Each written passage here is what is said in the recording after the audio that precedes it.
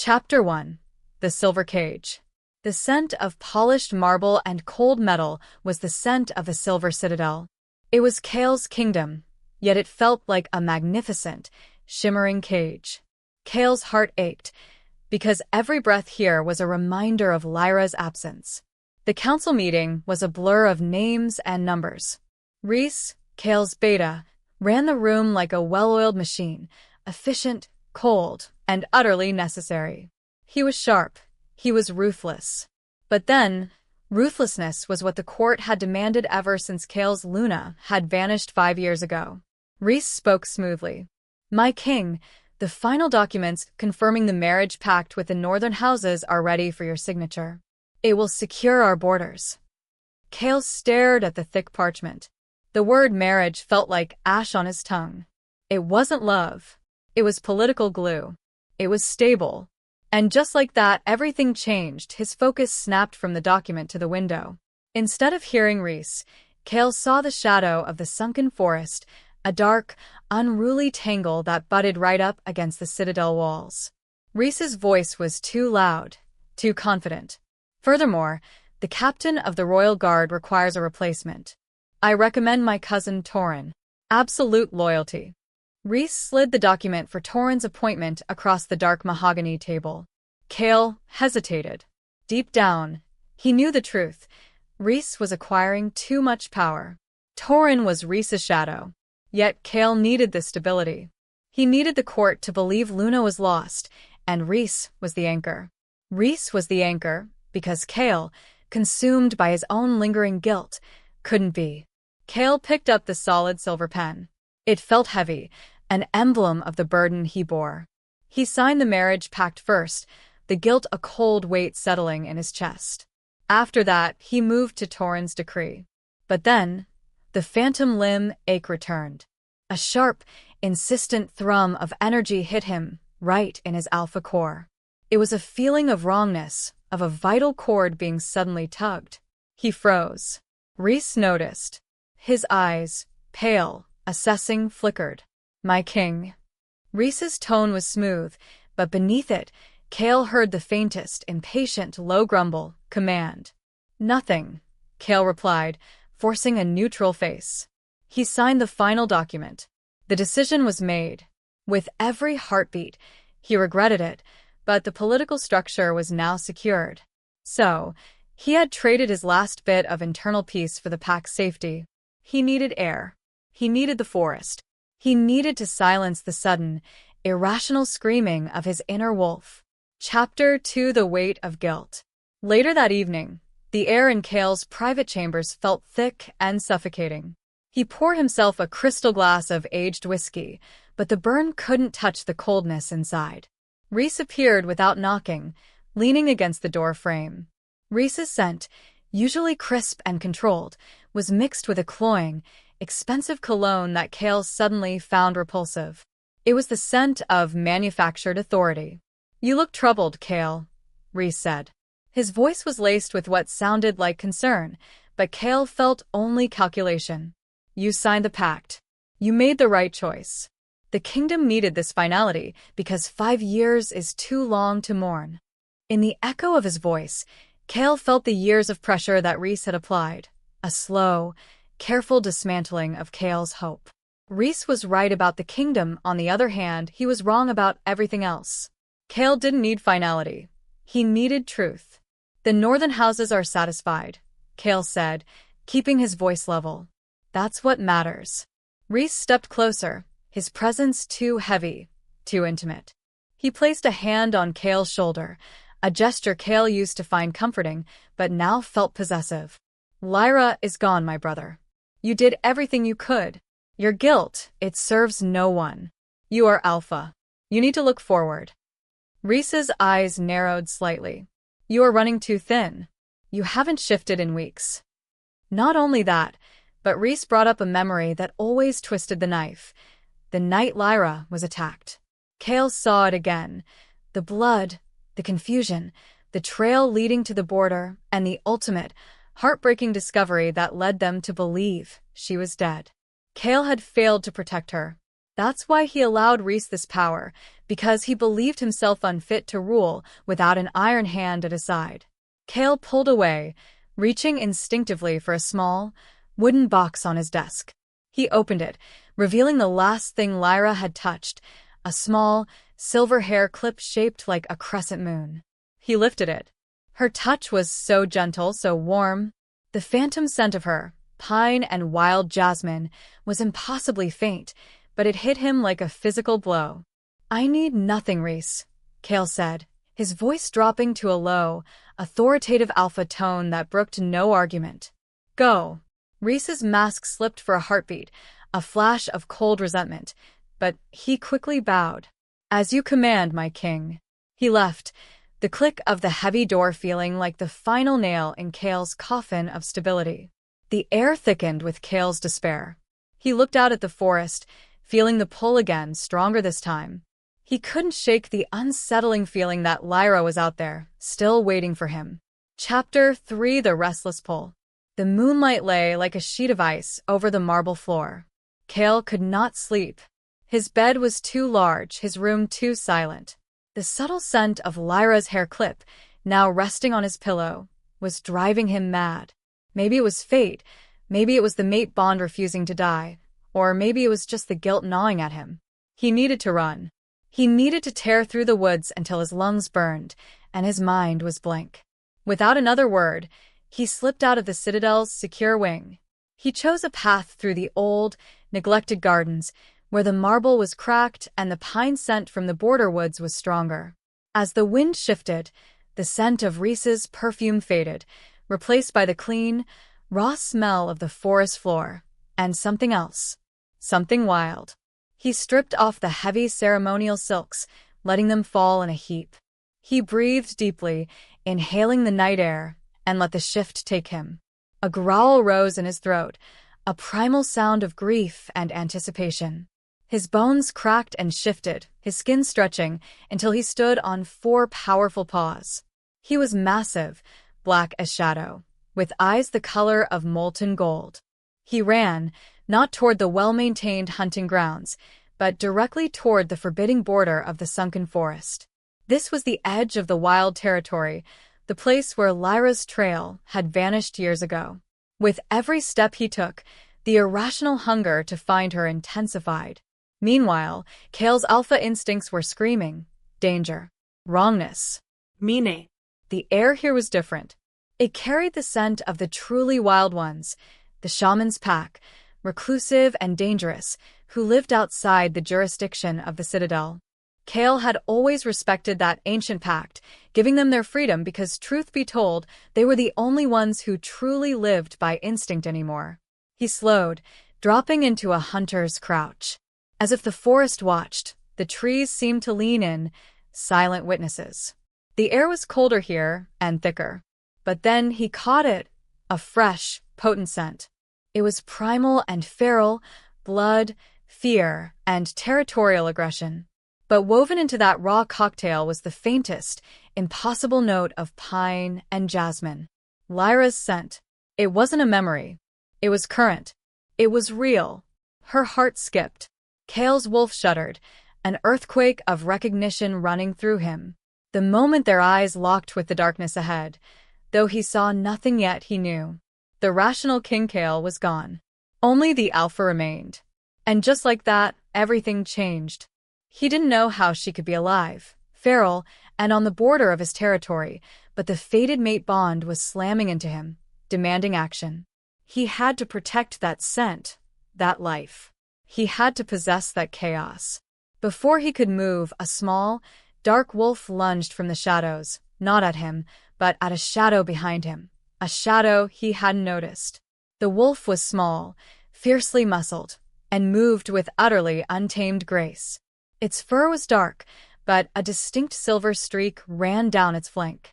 He didn't know what scared him more, the dark, small wolf's sheer, desperate ferocity, or the fact that his internal monologue was screaming a single, possessive word. Luna. This discovery was a political earthquake, a personal apocalypse. It was the inciting incident. Chapter 4: The Primal Confrontation. The smaller wolf was a blur of teeth and savage speed. Before he could move, the silver-streaked creature had launched itself at the guard Rhys had hidden in the deep shadows, the guard Kael hadn't even smelled. Without warning, the hidden man cried out, a muffled, sharp sound as the wolf's jaws clamped down. Kael's rational mind screamed political fallout, but his alpha wolf thundered mine. Protect. The smaller wolf was fighting for territory, for life, but it was hers. The scent, raw earth, pine, blood, and Lyra's sweet jasmine, was so potent now it burned Kael's senses. The air thickened with the clash of two unknown scents, the guard's panic and the feral Luna's fury. Kael lunged, not to attack the guard, but to separate the two fighters. He couldn't risk Luna being injured, even if she was the aggressor. His massive black form slammed into the smaller wolf's flank. She didn't yelp or retreat. She roared, a high, untamed, savage snarl, roar that echoed off the trees. She twisted, snapping viciously at Kael's nose, completely without recognition. Stop, Kael growled, the sound low and guttural. His instinct surged, demanding immediate submission. But she was pure wildness, unburdened by rank or law. She fought him like the forest itself, relentless and free. As her wolf stirred, Kael realized this wasn't just Lyra. This was a force of nature. He used his weight, pinning the small wolf beneath him, careful not to crush her. The space between them burned. Her golden eyes, the identical, furious gold of his own, locked on his. They were alert, intelligent, and utterly vacant of memory. In that moment, Kael felt the full, crushing weight of the fated mate bond. It pulsed, electric and painful, demanding he claim her, demanding he heal her. What followed was a silence where only the frantic rhythm of her captured heart could be heard. The pinned guard, terrified, started to scramble away. As if pulled by a string, Lyra broke the gaze and snapped at the escaping shadow one last time. Kael, let her go. He watched Lyra retreat a few steps, her body tensing, ready to flee into the blackness. He shifted, the painful snap of bone and muscle temporary compared to the agony of his exposed emotion. Naked, wounded, and triumphant, Kael spoke softly. Lyra, it's me. Kael. She didn't react to the name. Instead, she looked at his exposed skin, her nose twitching, assessing him as a dangerous animal. With his scent in the air, she paused for a beat longer than she should have. A beat later, she bolted, but not before Kael landed a non-lethal, focused alpha command. Stay. It was a risky, desperate move meant to protect her from the outside world. He quickly dressed, ignoring the wounded guard entirely. His immediate goal shifted from hunting a spy to securing Luna. He sent a single, coded message on a secure channel, sensitive recovery at the border. I need absolute silence. Prepare a secluded wing. He deliberately kept the identity secret. Because of that, he had just thrown a match onto his carefully constructed, stable kingdom. This wasn't grief. This was war. Chapter 5: Rhys's interrogation. The citadel was quieter than a tomb when Kael returned. He carried Lyra, now shifted and unconscious from the Alpha command, wrapped in a rough hunting cloak. Her slight weight felt monumental in his arms. By the time he reached the secluded wing of the oldest tower, Rhys was waiting. Rhys was impeccably dressed, looking like he'd stepped directly from a political photo shoot. His pale eyes raked over Kael, the bloodied clothes, the frantic, wild scent clinging to him, and the way Kael shielded his bundle. My king, Rhys said, his voice a low, dangerous silk. You missed your security assessment. Your runner spoke only of a sensitive recovery. Explain yourself. Kael set Lyra gently on the silk-draped bed, deliberately turning his back on Rhys. His goal was to protect her location and identity. His emotional state was fiercely defensive. I recovered a political prisoner, Kael lied, the falsehood tasting like copper. A woman vital to our upcoming treaties. She was harmed by the wild pack. Her mental state is fragile. No one is to approach. Rhys stepped into the room, his movements slow and deliberate, like a predator circling prey. A woman? A political prisoner who smells of forest blood and your alpha strain? Rhys inhaled, his eyebrows rising slightly. That scent, Kael, it's primal. It's overwhelming. It smells like desperation. In the quiet that followed, the tension between them stretched taut. Rhys's true motivation, to maintain control, was palpable. She is valuable, Kael insisted. Her survival must be our priority. I have assigned a separate, personal detail to this wing. No one enters without my explicit command. I see. Rhys tilted his head. As the silence stretched, Kael knew Rhys was cataloging every lie, every hesitation. And the guards who accompanied you? Where are they? Dispensed. This is a matter of absolute secrecy, Beta. Are you questioning my authority in a time of crisis? Kael turned, letting his golden eyes narrow, projecting his full, raw alpha command, a power he'd held back for 5 years. Her voice trembled, Lyra's voice, a small whimper from the bed. Rhys looked past Kael at the small, wrapped figure. A flicker of something cold and calculating crossed his face. Instead of pressing, Rhys gave a shallow, tight bow. Never, my king. Stability is all I seek. I merely ensure you are making rational choices. My choices are rational, Kael bit out. Now leave. I have my duties. As if summoned, a surge of irrational strength flooded Kael. He issued a sharp, internal command to Rhys, a psychological order born of his desperate need to protect the life behind him. Rhys flinched, recognizing the raw, untamed authority Kael hadn't used in years. Because of that, Kael knew he had gained a few hours, but he had lost his right-hand man's trust forever. Chapter 6: The First Sign. The moment Rhys left, Kael rushed to the bed. He pulled the cloak away. Lyra was naked, slender, and covered in small scars. Her hair, though matted with dirt, held that familiar, beautiful silver streak. She felt it, clear as day, the bond's pull, even through her unconsciousness. Kael knelt beside the bed. His new immediate goal was terrifyingly simple: prove her identity to himself, and then convince a kingdom that their lost Luna was now a feral creature.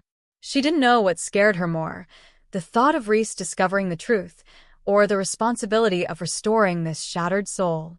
He gently touched the scar above her temple, the mark of the attack. It was a faint, puckered line. Even so, the sight brought back the horrifying memory of the night he found her gone. He had searched for weeks, months. He had failed. This was a personal stake. If she was alive, her feral state was his burden, a reflection of his own broken psyche. Lyra's eyes flew open. They were wild, gold, and immediately focused on Kael's hand near her face. She launched herself upright, a choked cry escaping her lips. Her chest ached with panic. She scrambled to the corner of the bed, her body coiled, ready to bite or claw. It's okay, Kael murmured, moving slowly, using the softest tones he possessed. I won't hurt you. She growled, a low, continuous rumble that spoke of fear and territorialism. It was not a wolf sound. It was a pure, uncorrupted animal warning. She felt it, clear as day, the inherent danger of the court, the silk, the marble walls that smelled like lies. Kael needed to communicate. He couldn't use words. He shifted his stance, dropping his shoulders, showing his neck, the alpha submission posture, the ultimate sign of trust. The tension broke. Lyra stopped growling, confusion replacing the fear in her eyes. He held out his hand again, palm up. You are safe, he whispered, speaking not to her human mind, but to the deep, sleeping wolf within her. As the bond pulsed, he pushed his true alpha scent toward her. Not a command, but a recognition to beacon. Lyra flinched, her body vibrating with the internal conflict. Then the most incredible thing happened. Her small, scarred hand trembled and reached out, not to grasp his, but to touch the gold wedding band he still wore. Lyra's ring. Her fingers brushed the metal. Her bones remembered him. In the span of a breath, the frantic energy in the room calmed. Her eyes, though still wild, focused. A single, small, Almost imperceptible purr escaped her throat before she retreated back to the corner, exhausted by the brief interaction. Kael's vision blurred. The mate bond was real. Lyra was here. He had risked everything for a feral wolf who didn't remember him, but the core of her, the Luna, had answered. He knew the truth. The kingdom was now secondary. Without another word, Kael stood, his resolve steel. He was locked into the conflict. He left the room, locking the door behind him. He looked at the court guards he had assigned, Rhys's men, Torrhen's men. He couldn't trust them. He had to make a public statement now to protect her. That night, Kael made the official announcement to the stunned, silent citadel. The Luna has returned. The political cage was about to be destroyed. Chapter 7. The Unbearable Weight of Silk. The citadel hadn't just changed, it had fractured. Kael's announcement hung in the air like ozone after a lightning strike. Forcing Lyra to exist in this new reality was proving immediately painful. Come morning, the secluded wing was a battlefield of broken glass and shredded silk. Lyra had fought the confinement relentlessly. Kael found her huddled beneath the heavy velvet drapes, her feral gold eyes huge with terror. Her world tilted under the sensory assault. The scent of polished silver and expensive perfume was making her physically ill. What followed was a quiet, agonizing standoff. Kael knelt, maintaining the low, non-threatening posture from the night before. His goal was simple: get her into clothes, any clothes, before Rhys mobilized the entire court to demand an audience. His emotional state was a mix of desperate protection and profound pity. "It's soft," Kael whispered, holding out a tunic of fine, unadorned linen. "No clothes. "No hooks." She responded with a raw, panicked whine, pressing herself deeper into the corner. She didn't know what scared her more, the tight, scratchy texture of the linen, or the overwhelming scent of Kael's power, which terrified her even as her body subconsciously craved it. As the echo faded from her small, distressed whimper, Kael tried another tactic, one born of instinct. He shifted slightly, exposing his wrists, allowing her to see the scar where he'd been injured years ago. He was showing vulnerability, not just submission but shared trauma. She noticed the scar. Her thoughts spun, a brief, frantic flash of recognition of pain, and her defensive posture eased fractionally. But then Kael made a mistake. He moved too fast, reaching for her. She recoiled instantly.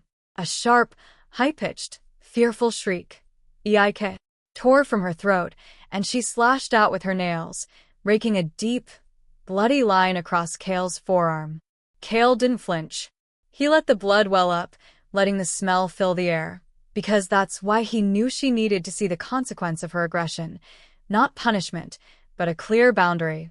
"I am Alpha," Kael said, his voice quiet but deep, relying on the primal weight of his title, not aggression. "You do not hurt the pack. You are Luna. You do not hurt your king." Lyra's eyes widened, tracking the blood dripping onto the polished wood. Her feral training dictated that blood meant danger, but the Alpha's voice was calm, not angry. She felt it, clear as day, the power in his words, the rank she instinctively understood, even without memory. Despite that, she continued to resist. Kael knew he had to be quicker than Rhys. He made a snap decision. He didn't force the clothes. Instead, he wrapped her tightly in a thick, clean, wool blanket, the kind used by the stable hands, which smelled of horses and hay, a more natural scent. He picked her up. She struggled weakly, but the Alpha command, coupled with his familiar scent, subdued her just enough. He carried her out. He was marching her directly into the heart of the chaos, because he knew the truth. Rhys was already preparing his attack. Chapter 8. The Scandal of the Throne Room. The throne room was packed. It smelled of perfume, fear, and Rhys's sharp, victorious certainty. Kael marched in, Lyra bundled tightly, creating an immediate, deafening silence. As the silence roared, every eye was on the small, shivering figure in his arms. Rhys stood beside the throne, impeccably grave. "My king," he announced, his voice carrying perfectly. The court, heartbroken by this development, awaits verification of this miracle. Kael set Lyra gently down on a low bench, keeping one hand firm on her shoulder. His goal was twofold: establish her presence and gauge the court's reaction to the mate bond, the one true validation Rhys couldn't fake. His emotional state was a focused, protective rage. "There is no verification needed," Kael stated, his voice ringing with authority. "This is Luna Lyra. She was injured and suffered a profound memory loss, leading her to live in the wild territory. The bond is undeniable." Rhys stepped forward, his expression full of sympathetic skepticism. He used a parallel structure to undermine Kael. 5 years we mourned. 5 years we stabilized. 5 years we believed the king's grief made this trauma impossible to revisit. Rhys turned to the court, the true antagonist in this scene. "Observe, friends. This woman, while perhaps a victim, exhibits instability, distress, and no recognition of her king or her duty. This is not Luna. This is an impostor, a threat to our peace and our stability." Rhys's words were calculated to sound rational, the voice of reason. With a single glance, Rhys signaled a maid carrying a heavy silver tray. The tray held a single, deep blue velvet dress, stitched with the crest of the kingdom, Lyra's original dress. The maid approached. Lyra, seeing the maid approach with the heavy, restrictive material, snapped. Her body moved on instinct. She lunged forward, not at the maid, but at the shiny, reflecting silver tray. It was too much light, too much metal, too much confinement. She flipped the tray with a growl, sending the expensive dress tumbling onto the floor.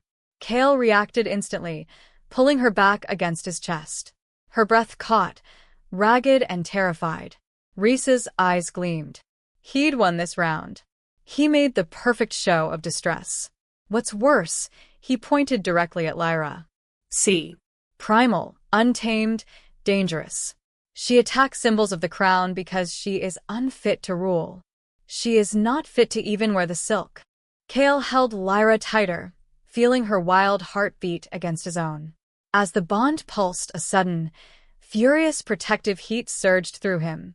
Not only that, but Lyra, reacting to his rising fury, suddenly twisted in his arms, turning her feral face outward. She looked at Rhys, and she did what she couldn't do to Kael. She bared her teeth and issued a visceral, powerful alpha, venomous snarl. "Get out." It was a primitive, instinctive challenge. Rhys, a beta, felt the force of the command, and he visibly recoiled half a step. As the air thickened, everyone saw it. The feral wolf might have no memories, but she still possessed Luna's inherent rank. That night, the court was divided. Rhys had painted her as insane. Lyra, with one feral roar, had proved she was royalty. Kael knew the next move had to be about control. He had to cage the beast, not for safety, but for survival. Chapter 9. The Golden Chains and the Truth. The day ended in exhausting conflict. Kael had dismissed the court, leaving Rhys sputtering about order and stability. Lyra was locked in a new chamber, not of stone, but of heavy, padded walls and reinforced doors. She was furious, pacing like a caged lynx. Instead of going to her with soft words, Kael came with the golden chains. They were less chains and more ceremonial cuff bracelets, worn by the Alpha and Luna during bonding rituals. They were enchanted to gently suppress excessive shifting or aggressive commands, keeping the wearer grounded. His goal was to establish control for her own protection, because, truth be told, if she hurt anyone else, Rhys would demand her banishment or death. Lyra stopped pacing when she saw them, her gold eyes locking onto the cuffs. Her instincts surged. She knew they were constrained. "Lyra," Kael said, dropping into his alpha form right there in the room. He didn't shift fully. He let the massive black shadow and the scent of overwhelming power fill the space, using the raw display to intimidate her into stillness. Her breath caught as she faced the alpha she was bound to. "These are not punishment," he growled, forcing his voice to be reassuring despite the raw power behind it. "They are boundaries. We will learn the rules of this cage together. You need them because you are like a flame in the darkness. You will burn this court down otherwise." He used another parallel structure. You will learn to speak. You will learn to eat with a fork. You will learn to wear the silk. But most importantly, you will learn to survive. He moved slowly, approaching her. Lyra, pressed into the wall, watched him with wide, terrified eyes. She felt it, clear as day, the conflict in his scent. King Kael wanted order. The alpha wanted to possess her. Kael knelt right at her feet. He took the heavy, golden cuffs and wrapped them gently around her wrists. As the metal closed, the ancient protective spell pulsed. Lyra gasped. The raw, untamed chaos in her mind seemed to compress, becoming slightly more manageable. He looked up, meeting her gaze. Her soul answered the silent question in his eyes. The shaman, the wild pack, they saved you, Kael confessed, whispering a piece of his internal backstory he'd never voiced before. I failed you then. I will not fail you now. But you must fight with me. In the stillness that followed, Lyra did the only thing she knew how to do to show trust. She lifted one cuffed hand and pressed her cheek, rough and scarred, against Kael's forearm, right over the fresh blood from her own earlier injury. It was a gesture of bonding, of apology, and a silent acceptance of the golden chains. Kael closed his eyes, inhaling her primal scent. He had a feral Luna and a hostile court. He was officially at war. Come morning, the training would begin, and Rhys would be waiting to watch her fail. Chapter 10. The Sparring Session. The training yard was empty, shrouded in a morning mist that clung to the paving stones. Kael had sequestered this lower courtyard for Lyra's training, far from prying eyes, but close enough to the citadel's heart that the guard's faint scent still carried. Come morning, Lyra was restless but compliant, the golden chains glinting on her wrists. His goal for this session was not refinement, but simple trust and synchronization. He needed to find the core of the Luna beneath the wilderness, because, truth be told, they couldn't fight a political war if they couldn't move as one. He stood opposite her, shifted into his black wolf form, massive, imposing, yet utterly motionless. Lyra, still in her small, scarred human form, paced the edges of the courtyard, her eyes fixed on his. She felt it, clear as day, the immense, controlled power radiating off him. You need to move, Kael commanded, his voice a low, rumbling growl from his wolf throat. If you are to survive the silk, you must first remember the strength of the forest. Lyra hesitated. With every heartbeat, Kael felt her internal conflict. The feral wolf wanted to run, to hunt, but the cuffed hands reminded her of the alpha's boundary. Instead of fighting or fleeing, she dropped into a primal, low stance. It wasn't the trained posture of a royal guard, but the ready coil of a predator about to spring. She moved. She didn't attack, she challenged. She circled Kael, her movements fluid and utterly unpredictable, darting left, feinting right, then settling into a steady, challenging gait. Kael allowed himself to mirror her. He didn't dominate, he danced. He matched her feral steps with the grounded power of his alpha shift. As the air thickened, the rhythm of their movement started to sync. It wasn't an aggressive battle, it was a conversation in movement, an ancient, instinctual dialogue between a mated pair. She lunged, a quick, surprising shoulder check. Kael met her with his chest, absorbing the impact, but forcing his weight to be perfectly balanced with hers. The space between them burned where their bodies briefly touched. Not only that, but the mate bond flared, a hot, golden surge of energy that settled her trembling slightly. Good, Kael rumbled, satisfied. As the wind shifted, bringing the scent of pine closer, she was tiring, but she was present. She was engaging. But then, the synchronization was broken by an external factor. Rhys's cousin, Torin, the new captain of the guard, chose that moment to stroll into the courtyard, ostensibly for an inspection. He watched, a sneer twisting his mouth. "My king," Torin called out, his voice laced with mocking concern. "We apologize for the intrusion. Is Luna's treatment progressing well? She seems restless." Lyra's head snapped toward Torin. His scent was sharp, aggressive, and felt like a threat to her primal instincts. Before she could move, Kael cut the connection, shifting rapidly back to human form, grabbing Lyra and shielding her with his body. "Get out, Tauren," Kael said, his voice stripped bare of royalty, pure alpha menace. "This cord is closed." Tauren backed away, but his eyes lingered on Lyra's exposed neck. The tension broke only when he was gone, but the lesson was clear. Rhys would use his spies to destabilize Lyra whenever Kael allowed a weakness. The private training was over. Chapter 11 Midpoint Shift. The Hidden Map. Kael couldn't shake the unease. Rhys's actions were too calculated. He was betting everything on Lyra being too broken, too feral, to ever rule. That's why Kael decided to act on his gut. He needed proof that Rhys was not just an opportunist, but a conspirator in the original attack. He started a search in the oldest, dustiest wing of the Citadel, the historical archives, where scrolls dating back centuries were stored. His goal was to find anything that proved Lyra's mind wipe had been predicted, or even planned. His emotional state was cold, focused suspicion. Meanwhile, back in her room, Lyra was quieter, distracted by the residual feeling of Kael's power against her in the sparring session. Her bones remembered him, the feeling of being challenged and protected at the same time. Kael found the section on historical border skirmishes. He pulled down a massive, brittle leather scroll, a map of the wild territory from 80 years ago. What followed was hours of careful, methodical comparison. By the time the afternoon light was slanting through the high windows, he had found something. A tiny, almost imperceptible marking on the antique map. A small, inked symbol, a serpentine line, drawn not by a cartographer, but by a later, more recent hand, right on the border where Lyra had been attacked 5 years prior. He traced the line. It didn't mark a border, a stream, or a hunting blind. It marked a hidden, shallow cave entrance leading directly beneath the Citadel walls, a secret entry point that bypassed every guard post.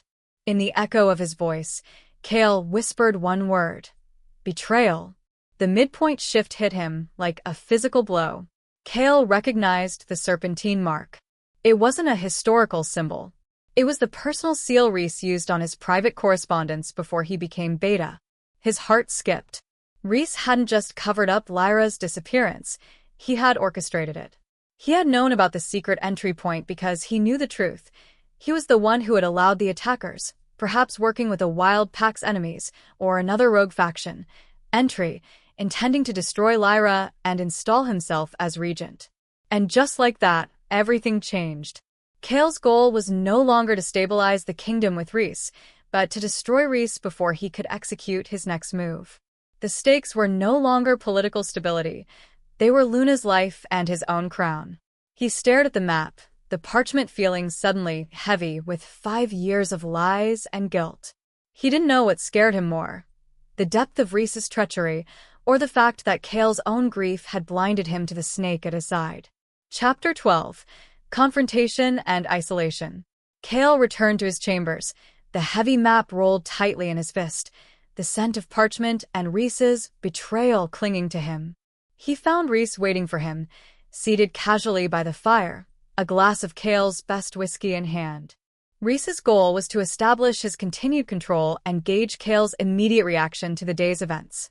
"A tense day, my king," Rhys purred, setting the whiskey down. He used a parallel structure to frame Kael's weakness. The Luna is unstable. The cord is whispering. The Beta is ready to step in when the king needs guidance.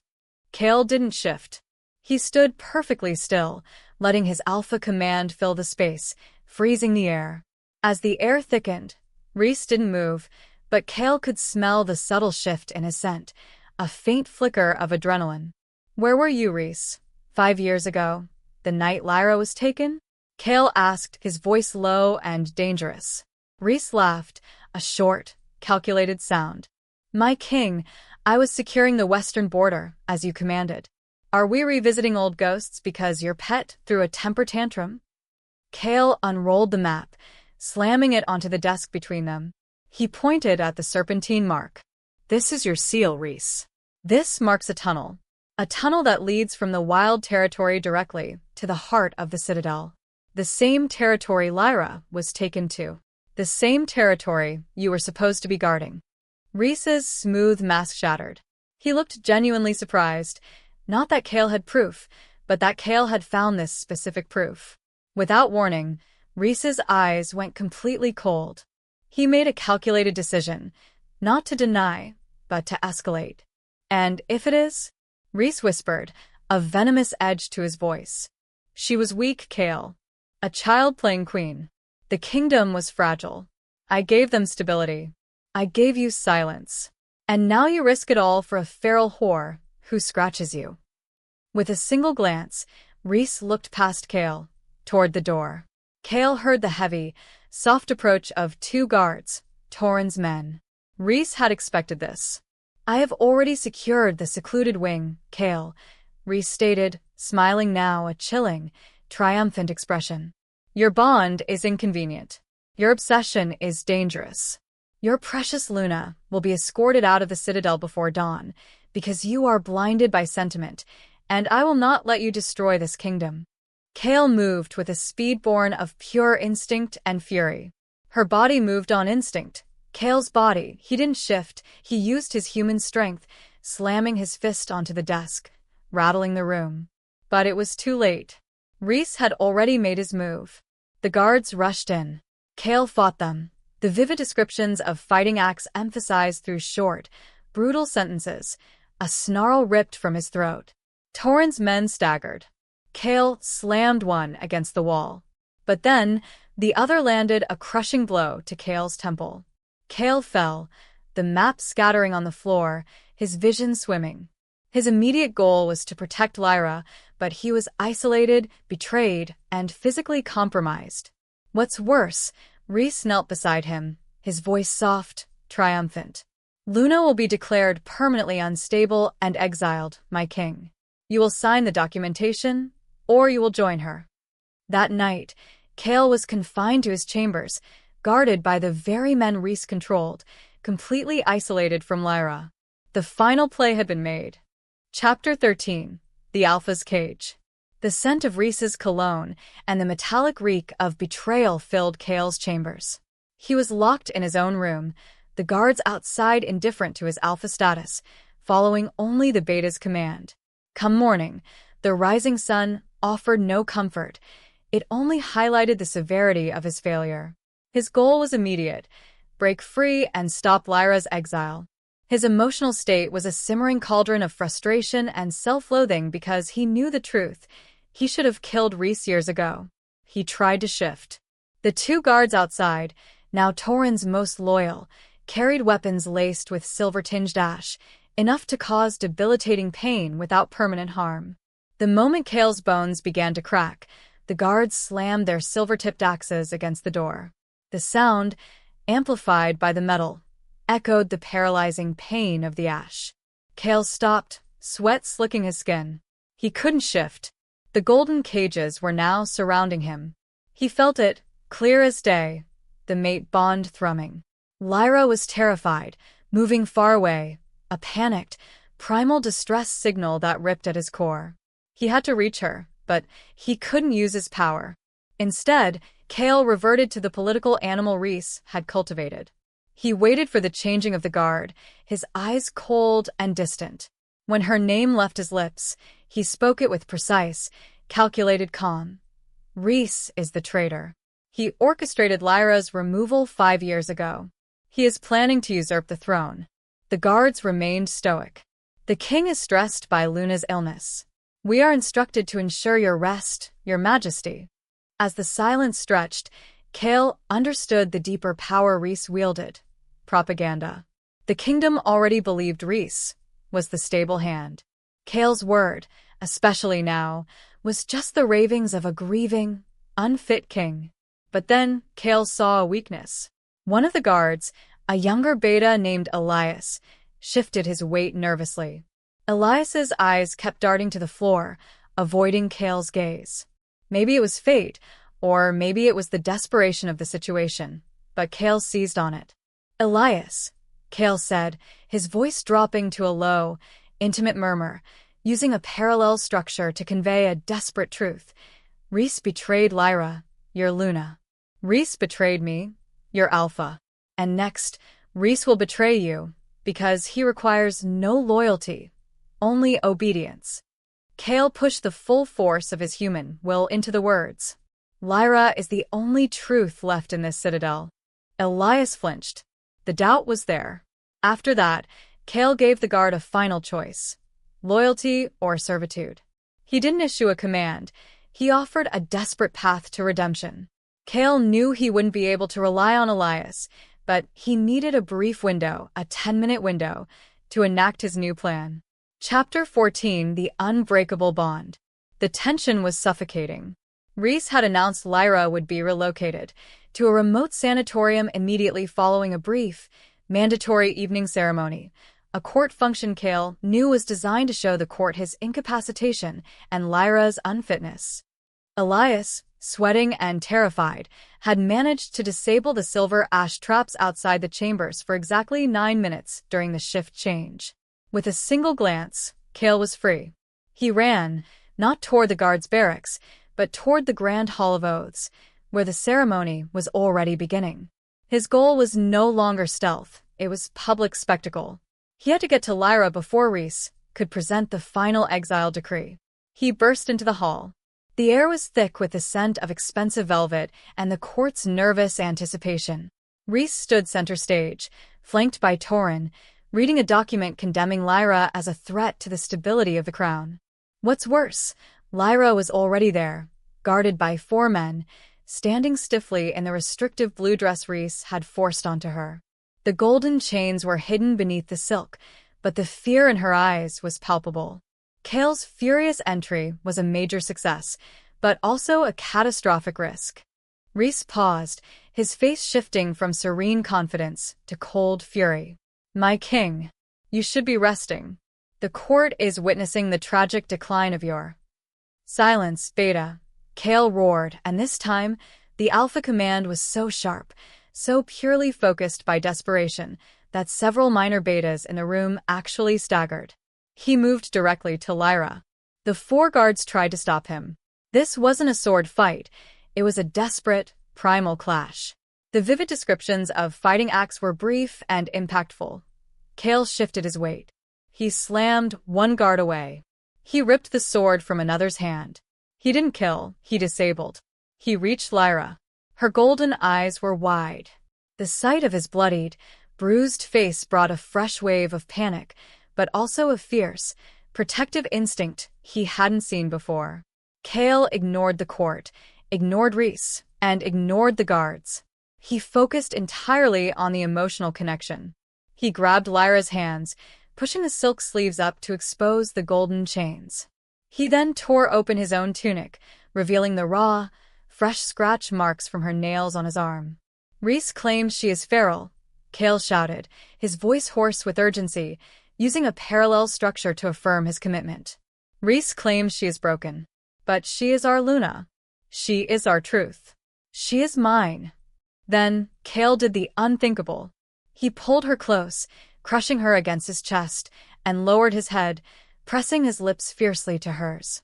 It was steamy, emotional, and utterly necessary. The kiss was not soft. It was a desperate, physical declaration of the mate bond. Lyra, who had fought clothes, confinement, and her own trauma, did not pull away. With his scent in the air, the mate bond exploded, searing through the room. Lyra responded instantly, a low, powerful, deep purr, growl rumbling in her chest, the sound of Luna accepting her mate. The entire court gasped. The bond was undeniable. The kiss had been an undeniable, political act of war. Chapter 15: The Ultimate Test. The hall was silent, save for the frantic, collective pulse of the pack. Kael broke the kiss, breathless, his eyes blazing, and Lyra, still pressing against him, had a terrifying, fierce stillness about her. She was no longer just the feral wolf. She was the feral Luna. Rhys had been backed into a corner, but he was prepared. Without thinking, he recovered instantly. "A theatrical display, my king. But an alpha's kiss does not override Luna's instability. She is still a threat. Rhys pulled a dagger, not silver, but dull steel, from Torin's sheath and lunged at Lyra, aiming for her unprotected side. He knew the truth. A dead Luna was the only way to win now. Kael shoved Lyra behind him and prepared for the fight, but he didn't need to. Her body moved on instinct. Lyra, still cuffed, erupted in a violent shift, not a full transformation, but a burst of power that ripped the blue silk dress to shreds. She was half human, half wolf, her bones straining, the golden chains cracking and snapping with the force of her alpha rage. As her wolf stirred, she lunged around Kael's side, intercepting Rhys. She didn't bite. She slashed with her bare hands, aiming for Rhys's weapon arm. In the span of a breath, Rhys screamed, dropping the knife as blood spurted onto the marble floor. Lyra stood over the weapon, the picture of savage, protective grace. She hadn't killed him. She had disarmed him, preserving Kael's alpha honor while protecting her mate. Her bones remembered him, the need to defend the alpha. To make things worse, the court watched, horrified, as Rhys crumpled, clutching his arm. But the horror was mixed with awe. Kael stood beside her, his hand resting on her powerful, partially shifted shoulder. "This is the true Luna," Kael announced to the stunned assembly. "Uncorrupted, untamed. And she knows a traitor when she smells one." Rhys, defeated but not finished, scrambled backward. "This is not over. I still have the loyalty of the guard. She is a monster. You will regret this." Instead of letting him run, Kael issued a final, pure, undeniable alpha command, pushing his will into the minds of every wolf in the room, including the guards. "Rhys is stripped of rank. Torin is imprisoned. My Luna is safe." The guards outside Kael's chambers, the ones who had betrayed him hours before, suddenly turned on each other, unsure which command to follow. The kingdom was plunged into internal chaos. Kael and Lyra had won the declaration, but they had lost the battle for seamless control. That night, they left the Hall of Oaths, bloody, triumphant, and surrounded by the shifting loyalties of a terrified pack. The romance was forged in fire. The political war had just begun. Chapter 16. The Counterstrike. The immediate aftermath of the throne room clash was chaos. That night, Kael and Lyra, now cloaked, Lyra's dress in tatters, retreated to the fortified royal library, dragging the still-bleeding Rhys and the defeated Torin with them. His goal was to secure the traitors and broadcast the truth of the hidden map to the senior council. His emotional state was a deceptive mix of triumph and high alert. As the bond pulsed, Lyra stood guard over the prisoners, a fierce, silent protector. Her wolf form was barely contained. The gold bracelets had shattered, and her skin pulsed with the sheer, untamed power of the Luna. "We need the evidence," Kael commanded, scrambling to unroll the antique map on a heavy oak table. He used a parallel structure to convey urgency. "We expose the tunnel. We prove the treason. We demand loyalty." In the quiet that followed, Rhys coughed, his face pale with pain and rage, yet his eyes held a terrifying calmness. "Fool. Did you think I only had guards in the citadel? My allies are outside the walls, Kael, waiting." Before either could speak, the citadel's alarm bells began to wail, not the standard warning, but the deep, resonant, dreadful clang, gong that signaled a breach of the outer walls. "Torin wasn't my only key," Rhys managed, a thin, triumphant smile spreading across his bloody lips. "I control the northern pack, the mercenaries. They entered through the wild territory, Kael. They want the crown, and they want the feral Luna."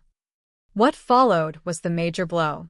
The ground began to shake, not from an earthquake, but from the synchronized, heavy impact of fully shifted, armored wolves charging the citadel. Kael looked at the map, then at the sealed room. His heart skipped. He had walked straight into a trap. Rhys had sacrificed himself to trigger the invasion and isolate Kael. Without warning, the main library door exploded inward. Kael shoved Lyra away. "Run." "The tunnel. Get to the sunken forest." Lyra hesitated. Her world tilted as she faced the realization of the greater threat. Instead of fleeing, she shifted fully, a powerful, dark wolf with a streak of silver lightning down her back. She met the first wave of invaders with a ferocious snarl, a blur of teeth and primal defense. Kael fought alongside her, a symphony of brute force and desperate protection. The fighting acts were intense. They were outnumbered 5-1. Kael focused on the armor, Lyra on the throats. With every step he took, Kael knew they were losing ground. He could hear Lyra's low whimpers of pain, but she wouldn't yield. To make things worse, Torin, despite his injuries, managed to grab the rolled map, the only physical evidence, and toss it into the roaring fire. The evidence was gone. "Lyra, go!" Kael roared, pushing her back toward a broken window, knowing he couldn't keep her safe and protect his flanks. He felt it, clear as day, the gut-wrenching sacrifice. Lyra, bleeding, looked back one last time, her eyes conveying confusion, terror, and absolute loyalty before she leaped, vanishing into the night. Kael, weakened, overwhelmed, and bleeding from 2 severe bites, was finally tackled and chained. The Alpha was captured. Chapter 17. The Loss of Hope. Kael wasn't taken to a cell. He was dragged, chained and heavily guarded by the mercenary wolves, directly back into the throne room. Rhys, his arm bandaged, was already seated on the gilded throne. "Welcome, my king," Rhys sneered, raising a glass of wine. His goal was to establish his usurpation publicly. Kael's emotional state was utter, cold despair, mixed with the fading ache of the mate bond. "You won't last a week," Kael spat, fighting the chains. "The Northern Pack will turn on you once they have what they want." Rhys chuckled, a grating, awful sound. "Perhaps. But by then, I will have the formal documents of your abdication and the final decree. Lyra, the feral beast, is declared an enemy of the Pack and executed on sight." He used a parallel structure to maximize Kael's suffering. "The crown is mine. The kingdom is safe. Luna is gone forever." Kael's deepest fear was realized. He had sacrificed his freedom only to ensure his Luna was now a hunted fugitive. As the silence roared in the massive hall, Kael confronted his flaw. His inability to trust his own instinct over the need for political order had caused this. He had allowed Rhys to live because he feared chaos. Now chaos reigned, and he was powerless. Meanwhile, Rhys received a coded signal from Torin, a single, sharp nod. "Ah, good news. My hunters have intercepted the feral beast," Rhys announced to the remaining loyalists and mercenaries. "She put up a magnificent fight, but the wild territory is no match for trained wolfsbane netting." Kael's goal of protecting Lyra had failed entirely. He felt defeated. He slumped against his chains, the raw, brutal pain of the mate bond being forcefully suppressed by Rhys's magic, a dark, suffocating force that felt like a permanent, agonizing separation. This was the lowest point. Kael believed his reliance on instinct had failed. He had brought Lyra back only to lead her into Rhys's net. No matter how hard she tried, she was gone. He was imprisoned, and his kingdom was in the hands of a traitor. All was lost. Chapter 18. The Shaman's Message. Hours passed in the throne room. The atmosphere was one of tense, fragile triumph for Rhys. Kael, chained, focused only on the crushing absence of the bond, a dark, agonizing numbness where Lyra's presence used to be. In the quiet that followed, he was resigned to his fate. As if the world narrowed to this single, suffocating room, Kael barely registered the commotion at the heavily guarded main entrance.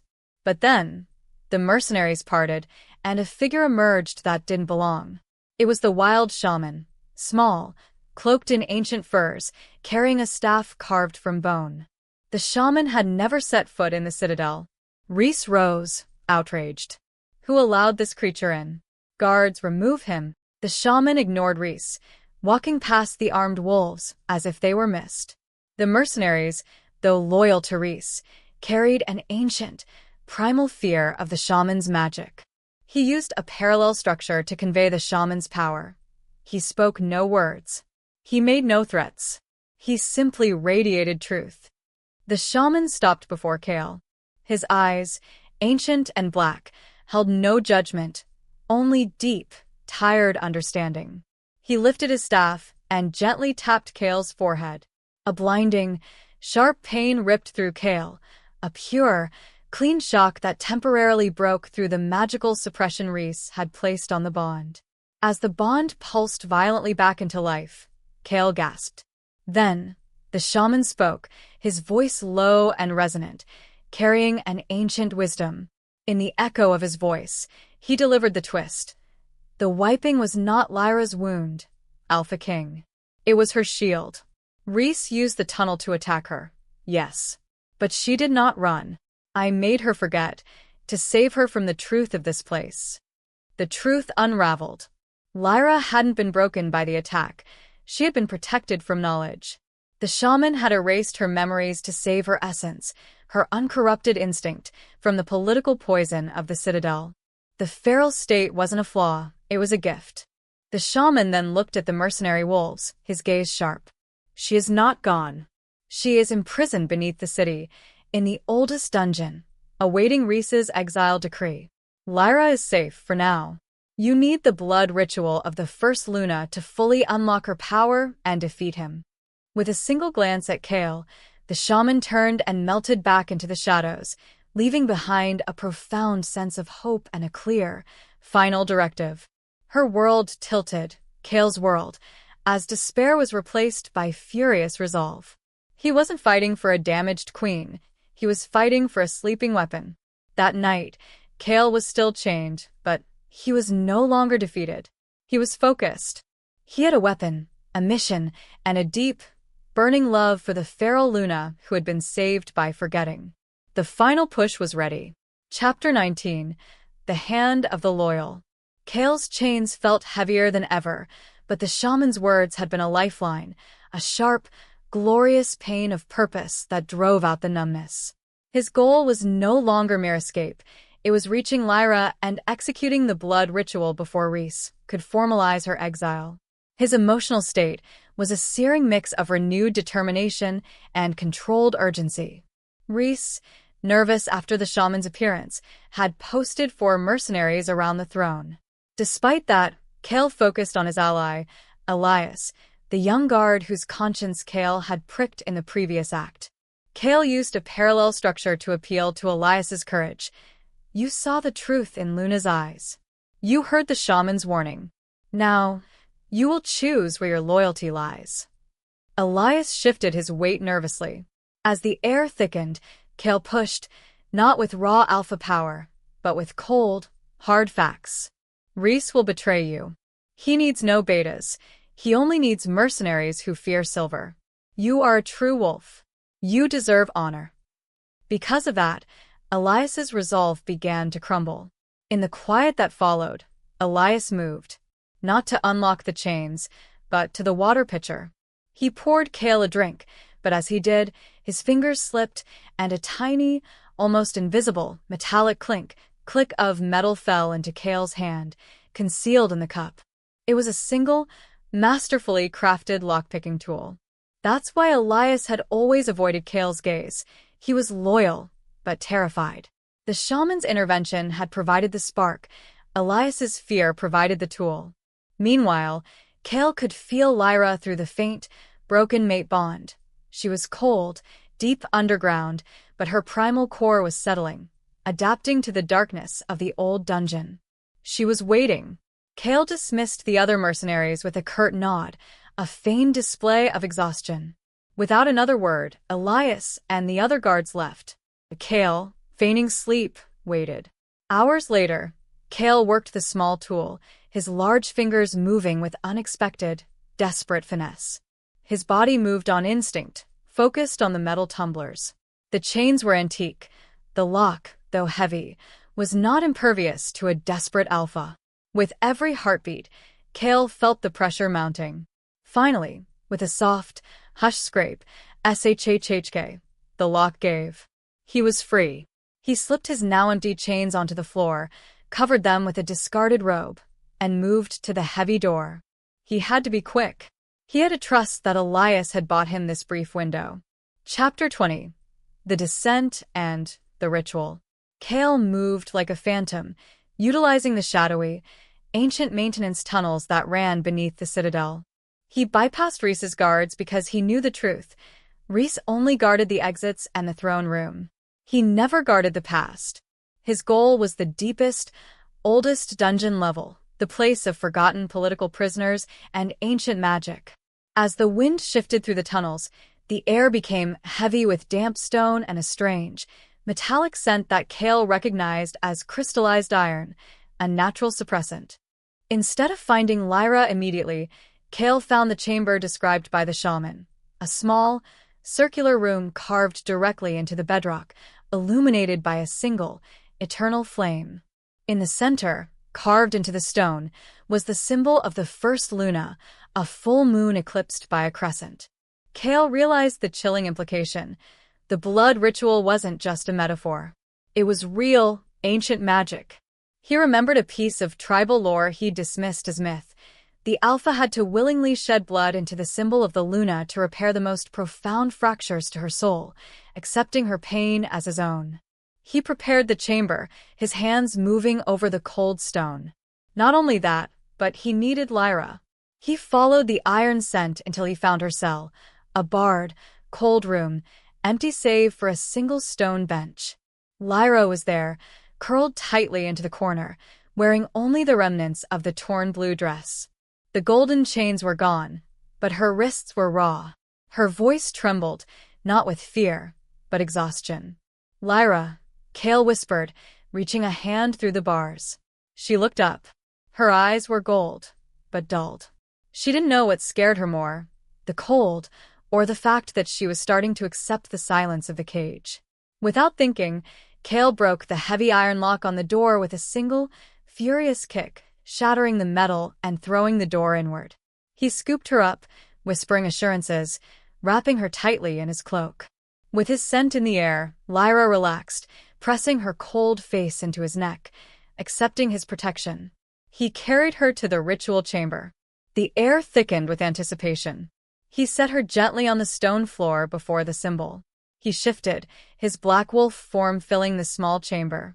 As the bond pulsed, Lyra watched, recognizing the power she needed.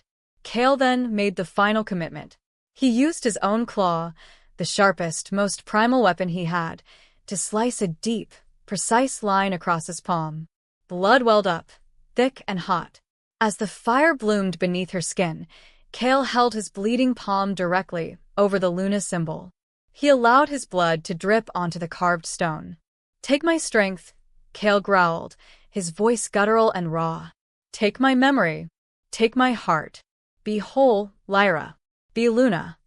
And just like that, everything changed. The blood hit the symbol, and the stone glowed a terrifying, brilliant silver. Lyra cried out, a sharp, brief scream of pain and recollection. A shockwave of pure energy erupted, slamming Kael back against the wall, but washing over Lyra. Chapter 21. The Queen Awakens. Kael lay stunned against the wall, his vision blurring, the sharp pain of his injury irrelevant compared to the powerful surge in the mate bond. What followed was a silence that felt heavier than the stone above them. Lyra slowly rose. She was still naked and scarred, but her posture was no longer feral. It was regal. Her eyes were no longer wild, but focused, a mesmerizing blend of gold and the clear, startling intelligence of the woman Kael had lost. Her soul answered the ritual. "Kael," she said. Her voice was steady, resonant, and carried the undeniable alpha command of a rightful queen. She remembered. As the echo faded of his name, Kael felt the transformation. The feral shield was gone, replaced by a devastating, uncorrupted knowledge of self and of the enemy. "Rhys," she stated, her voice icy. She didn't know what scared her more, Rhys's betrayal or the fact that she had trusted him just before he had her attacked. The race was on. "He's preparing the final decree," Kael rasped, rising, grabbing the only weapon left, a ceremonial, tarnished dagger from the chamber's wall. "We have minutes." Lyra didn't put on the torn dress. She didn't need silk. She was power itself. She pointed to a set of heavy, wooden stairs Kael hadn't noticed. That leads directly to the Hall of Oaths, Kael. A secondary exit. He will be there, surrounded by his mercenaries, waiting for the document. She used a parallel structure to affirm their final purpose. He used our loyalty to destroy us. We will use his arrogance to reclaim our throne. Kael and Lyra ascended the hidden stairs. Lyra moved with the fluid grace of the forest predator, combined with the purposeful stride of a queen. She was the perfect balance of instinct and power. With a single glance, she looked at Kael, her new knowledge shining brightly. "You risked everything for me, my king," she whispered, squeezing his hand. "Now, we risk everything for our pack." They reached the heavy door. Kael could hear the muffled sounds of the court on the other side. They were about to step into the final confrontation. She felt it, clear as day, the moment of reckoning. Before the words left her lips, Kael nodded. He pushed the heavy wooden door open just enough for Lyra to slip through, ready to unleash the feral Luna upon her court. The climax was here. Chapter 22. The climax, the trial by instinct. The moment Lyra slipped through the hidden door, Kael followed, gripping the tarnished dagger. The air in the Hall of Oaths was frigid, thick with the stale scent of fear and Rhys's smug, triumphant cologne. His goal was to expose Rhys and ensure Lyra's ascension. His emotional state was focused, fueled by the adrenaline of the blood ritual and the fierce pride in his Luna's restored power. Rhys was seated on the throne, the final decree for Lyra's banishment clutched in his hand. Around him stood the senior court members, looking trapped, and his mercenaries, who glared fiercely at Kael and Lyra. As the silence roared, Lyra strode forward, her bare, scarred body radiating an alpha command so intense it made the very light in the hall waver. She used a powerful parallel structure to establish her authority. "You banished a ghost. You tried to murder a queen. Now, you will face the Luna." Rhys paled, recognizing the full, terrifying power in her voice, the power of the alpha who remembered. Guard. Seize the imposter. She is magically enhanced. She is a fiend. The mercenaries surged forward, snarling, their silver-tipped axes raised. The main showdown began.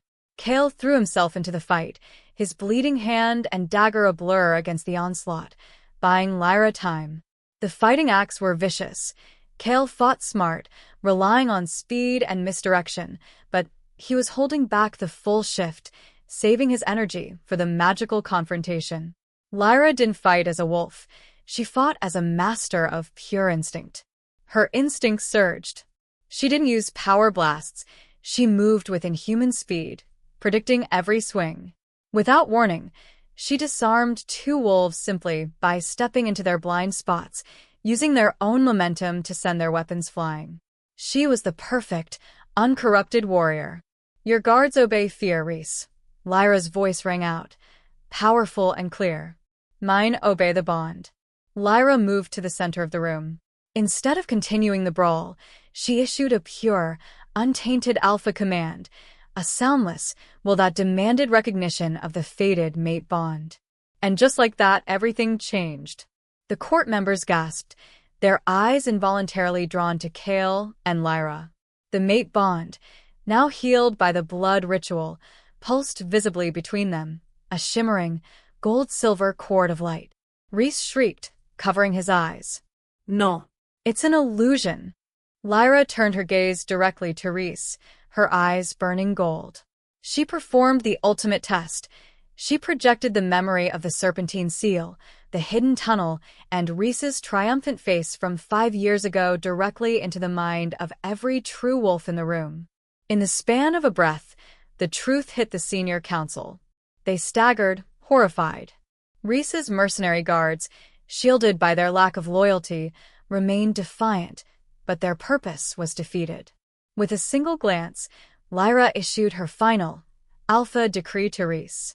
"You are stripped of all rank, titles, and life force. You are hereby exiled."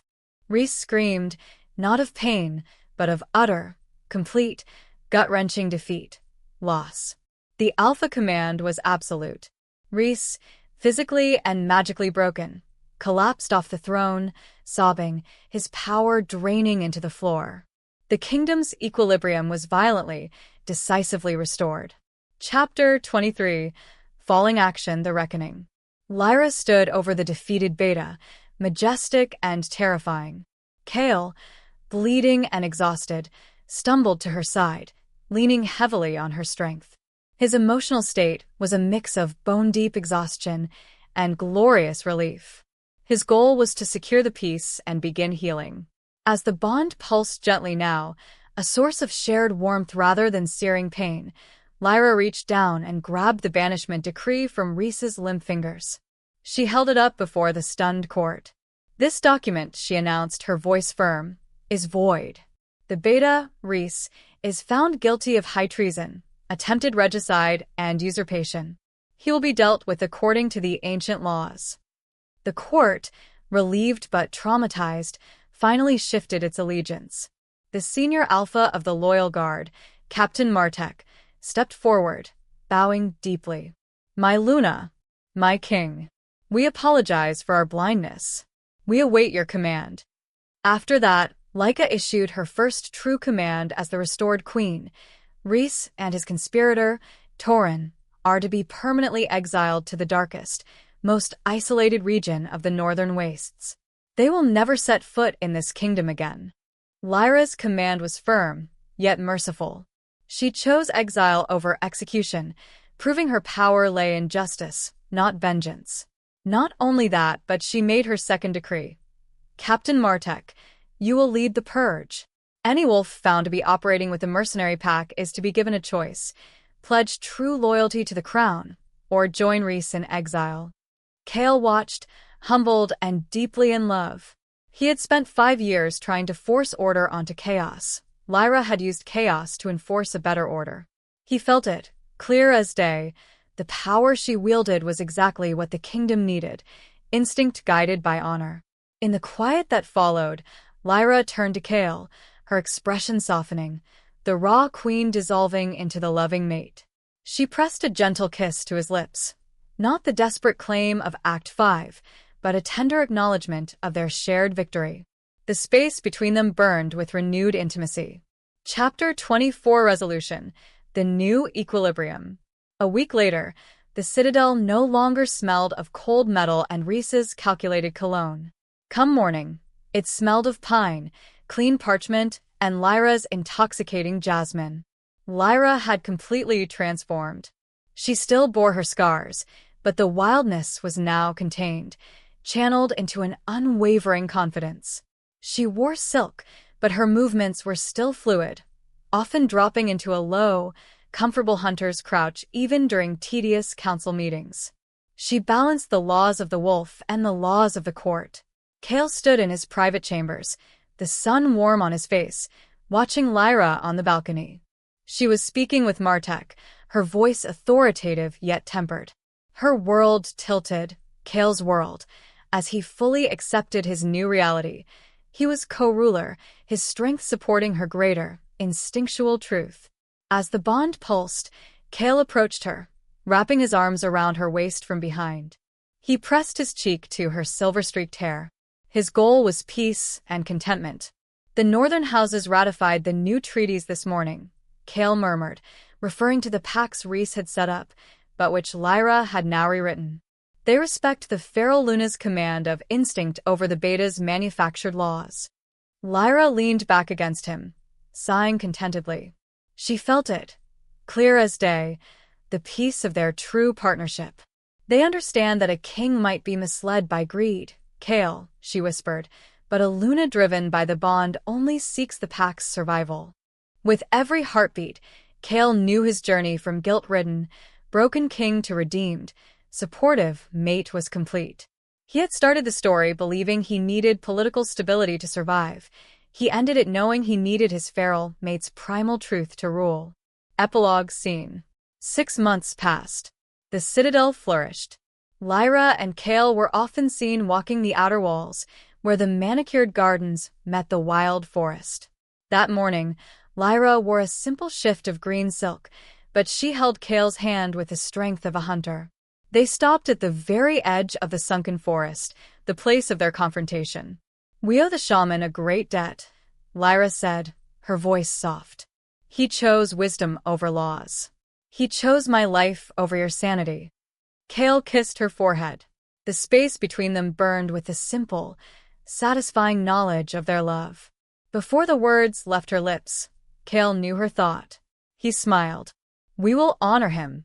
In the stillness that followed, Lyra looked into the deep shadows of the sunken forest, and she gave a slow, deep, powerful howl, not of pain or warning, but of contentment and belonging. It was the sound of the feral Luna, now queen, acknowledging her origins. Her soul answered the wild. Moments later, a distant, single howl echoed back from the very heart of the wild territory, the shaman's acknowledgement. The kingdom was safe, ruled by a king who had learned to trust his instinct, and a Luna who had fought to remember her truth. The scent of pine and polished marble finally coexisted peacefully.